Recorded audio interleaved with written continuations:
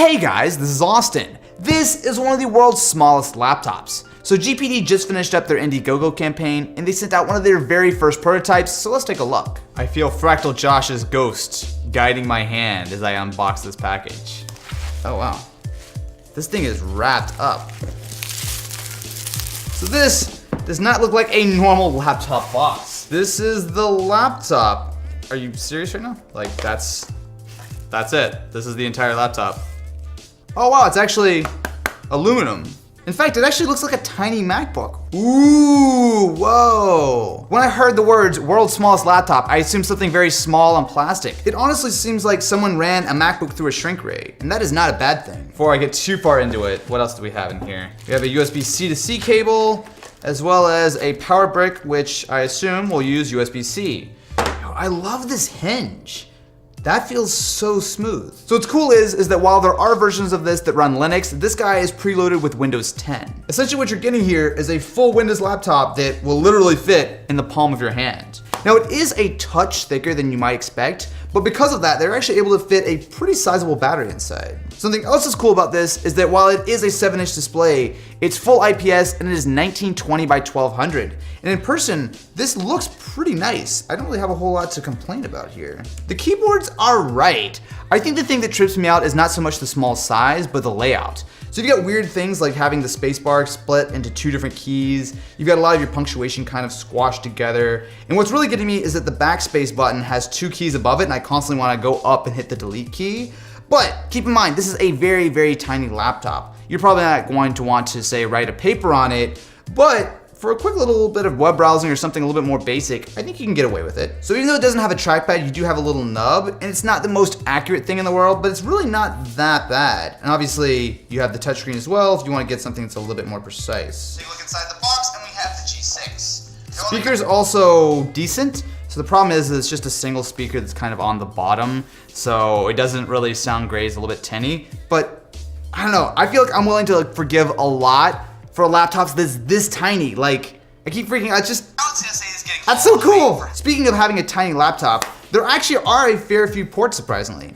So not only is there USB-C for charging as well as data, but there's also an HDMI port, headphone, as well as a full-size USB 3. Inside the Pocket, there are actually pretty decent specs. So it has a quad-core Intel Atom processor, a full 8 GB of memory, as well as a 128 GB SSD. Specs like that really aren't bad. It's what you would expect to find in a lot of budget laptops that are obviously much larger than this. Now, because it is so small, it does have a cooling fan, but even when it's running at full blast, it's not that loud. This guy is also rocking a 7,000 mAh battery. That is not bad. So especially with specs like this and such a small screen, they claim around 12 hours of battery life, and that sounds about right.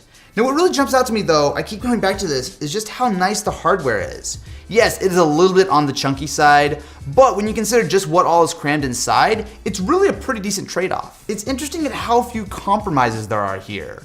So yeah, the screen is small, and it kind of looks like they just pulled it right off of a tablet, but that's fine, it's a solid unit.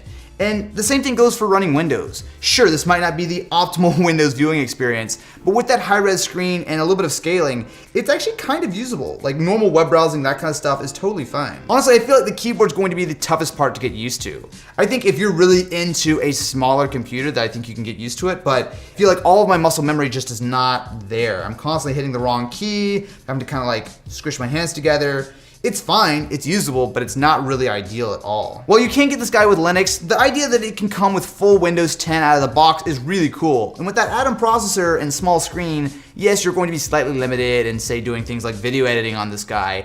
But for the most part, if it runs on Windows, you should be able to do it on the Pocket. So with a single USB-C cable, not only can we get 4K 30 out, but we can also do 1080 60, although that's not 1080. The Scrapinator is a $50 PC. This totally works. Last year. Dude, this is, I guess it's like, there's no reason why this shouldn't work, right? But it's such a tiny little laptop. My initial instinct is, of course it can't do that. Of course it can't do that, but it can. Time for some Minecraft. The most demanding game of all time. Well, if you're a 7-inch laptop anyway. You know what's kind of cool about the setup is that not only are we getting a full display, but with USB-C, we're also charging the Pocket at the same time. So essentially with one cable, kind of like a MacBook, you can do everything. Frame rate is not great though. So maybe playing Minecraft on the external 4K display, not the best idea. Oh yeah, still totally playable. Now this is actually playing at 1200p right now. I mean, no, this might not be the greatest Minecraft computer in the world, but for something this small, I think it really does make a big difference that it actually has a nice display. I keep coming back to that. Like, I expect this to be small and cheap and not very good, but it's quality. Oh, I hate this. Oh no, this is terrible. This is terrible. Okay, so use a mouse. Number one rule of advice, use a mouse. That was really, really bad. So yeah, this guy can play CSGO. Frame rate's a little bit lower than I would like, but you should not buy this as a gaming computer. The GPD Pocket is a weird little gadget. It's not for everyone, but I've got to say, I actually kind of like it. So what do you guys think about this tiny, tiny little laptop? Let me know in the comments below, and I will catch you in the next one.